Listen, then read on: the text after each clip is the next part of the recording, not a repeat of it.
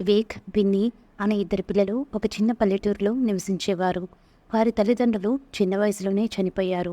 అందువల్ల వాళ్ళిద్దరూ ఒకరిపై ఒకరు ఆధారపడి జీవించేవారు. వివేక్ 18 ఏళ్ల వయసులో ఉండగా, బిన్నీ కేవలం 10 ఏళ్ల వయసులో ఉంది. వివేక్ తన చెల్లిని చాలా ప్రేమించేవాడు. వారిద్దరి మధ్య బలమైన ప్రేమ, పరస్పర అవగాహన ఉండేది. వివేక్ ఒక వ్యవసాయ కూలీగా పనిచేసేవాడు. విన్నీ ప్రతిరోజు తన అన్నయ్య కోసం రాత్రి తిండి తయారు చేసి వేచి ఉండేది.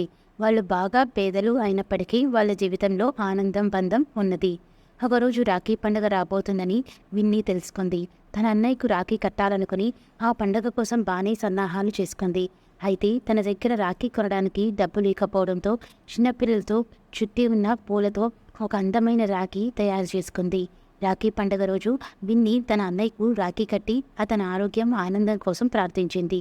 వివేక్ ఆనందంగా రాఖీ కట్టించుకొని తన చెల్లిని గట్టిగా హత్తుకున్నాడు. విన్నీ, నీ ప్రేమ నాకు బలాన్నిస్తుంది. నువ్వు నాకు మాత్రమే సోదరి కాదు, నువ్వు నాకు అన్నీ అని చెప్పాడు. వారి జీవితం ప్రశాంతంగా సాగుతుండగా ఓ రోజు వివేక్ అనారోగ్యానికి గురయ్యాడు.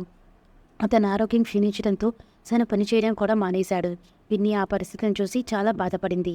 తను తన అన్నయ్యను ఆదుకోవడానికి నానా కష్టాలు పడుతూ అతని ఆరోగ్యంపై శ్రద్ధ తీసుకుంది. ఆమె ప్రతిరోజు వాని ఆరోగ్యం గురించి దేవుడికి ప్రార్థించేది. వివేక్ ఆరోగ్యం క్షీణిస్తూ ఉండడంతో విన్నీ తన స్నేహితురాలు రమ్య దగ్గరకు వెళ్ళి సహాయం అడిగింది. రమ్య తన తల్లిదండ్రులతో చెప్పి వివేక్కు మందులు, ఆహారం అందించింది. కానీ అది సరిపోలేదు. అనేక రోజుల తర్వాత విన్నీ ఒక పుణ్యక్షేత్రానికి వెళ్ళి దేవుడి ముందు కన్నీటితో ప్రార్థించింది. దేవుడా, నా అన్నయ్యను రక్షించు. అతను నాకు సర్వస్వం. నేను ఎవరిని ఆశ్రయించాలో తెలియడం లేదు.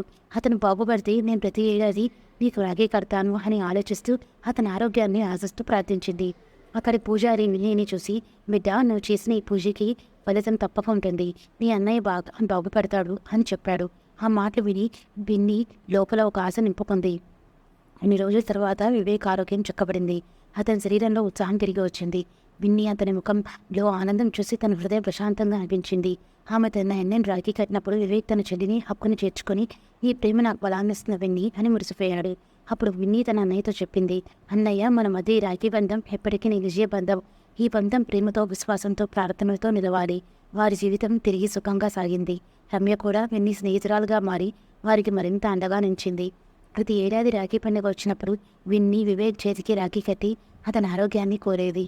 వివేక్ కూడా తన చెల్లిని దేవతలా భావించి తన జీవితంలో ఆమెకు ప్రాముఖ్యత ఇవ్వడంతో వారి బంధం మరింత బలపడింది.